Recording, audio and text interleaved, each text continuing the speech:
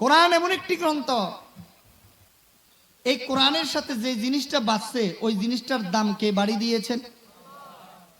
একটা রেহাল, একটা কাঠের টুকরা মনে করেন, কত কাঠের টুকরা রাস্তার মধ্যে পড়ে থাকে, সবাই পাড়া দেয়, কোনো সম্মান নাই, ইজ্জত নাই, কিন্তু কোরআনের সাথে বেজেছে একটা রেহাল, ওইটার মর্যাদা আল্লাহ বাড়িয়ে দিয়েছেন। কোনো না কোনো মুসলমান যদি অবহেলিত অবস্থায় পড়ে থাকতে দেখে চুমা দে, যথাস্থানে রাখে। ঠিক কিনা জোরে বলুন না? কোরআনের সাথে একটা কাপড় লেগেছে জুজদান, কত কাপড় পথে ঘাটে পড়ে থাকে, কিন্তু কোরআনের সাথে লাগার কারণে দাম বেড়ে গিয়েছে। অবহেলিত অবস্থায় কোন মুসলমান যদি পড়ে থাকতে দেখে তাহলে সেটাকে সম্মান করে চুমু দিয়ে যথাস্থানে রাখে। ঠিক কিনা জোরে বলুন না? তাহলে যে কোরআনের সাথে কাপড় লাগলে কাপড় দামি হয়ে যায়, কাঠ লাগলে কাঠ দামি হয়ে যায়, ওই কোরআনের সাথে যে মানুষ লাগবে ওই মানুষের দামও বাড়িয়ে দিবেন কে? ওই মানুষের দাম বাড়িয়ে দিবেন কি? বিশেষ করে যারা কোরআনের হাফেজ, তাদের মর্যাদা আছে না নাই? আল্লাহর এই কোরআনকে যারা 30 পারা কোরআনকে ধারণ করেছে তাদের মর্যাদা আছে না নাই?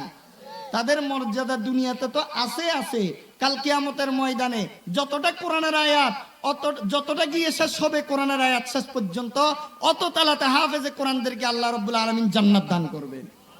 শুধু তাই নয়, হাফেজে কোরআনদের, কোরআনওয়ালাদের পিতামাতাকে রব্বুল আলামিন কিয়ামতের ময়দানে নূরের টুপি পরিধান করাবেন। जिस शख्स ने कुरान को सीने में बसाया, जिस शख्स ने कुरान को सीने में बसाया, फिरदौस मुअल्ला में मका अपना बनाया, फिरदौस मुअल्ला में मका अपना बनाया। जिस शख्स की औलाद हुए हाफिज कुरान, महशर में मिलेगा उसे एक ताज दुरख्शा, 10 अहले जहान नम की सुफारिश वो करेगा, फिरदौस से मिले कर वो उन्हें साथ चलेगा। আল্লাহু আকবার বলেন। আলহামদুলিল্লাহ, আমাদের বিশেষ ওয়াইজ চলে আসছেন, আমি আর দীর্ঘায়িত করব না। 1 নাম্বার, কোরআন তেলাওয়াত করলে জান্নাত তাদেরকে তালাশ করতে থাকে, সুবহানাল্লাহ বলেন। 2 নাম্বার, যারা কিনা তাদের জবানকে হেফাজত করবে, বুখারী শরীফের 6474 নম্বর হাদিস, وقال النبي صلى الله عليه وسلم من يزمل لي ما بين لحييه وما بين رجليه ازمل له الجنه।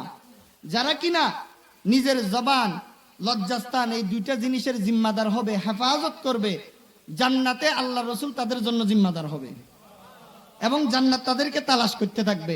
3 নাম্বার, 5টা কথা বলছিলাম। 3 নাম্বার, ক্ষুধার্তকে আহার করানো।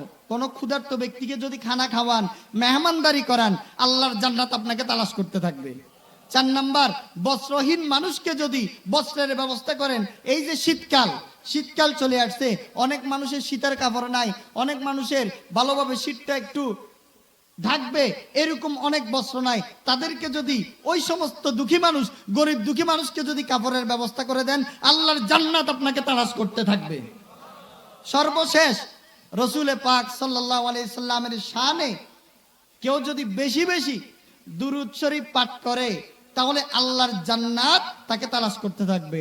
শুধু তাই নয়, যারা নিয়মিত দুরূদ শরীফ পাঠ করবে, এই দুরূদ শরীফের বরকতে আল্লাহ রাব্বুল আলামিন তাদের জীবন থেকে সমস্ত মুসিবত দূর করে দিবেন। সবাই বলেন সুবহানাল্লাহ।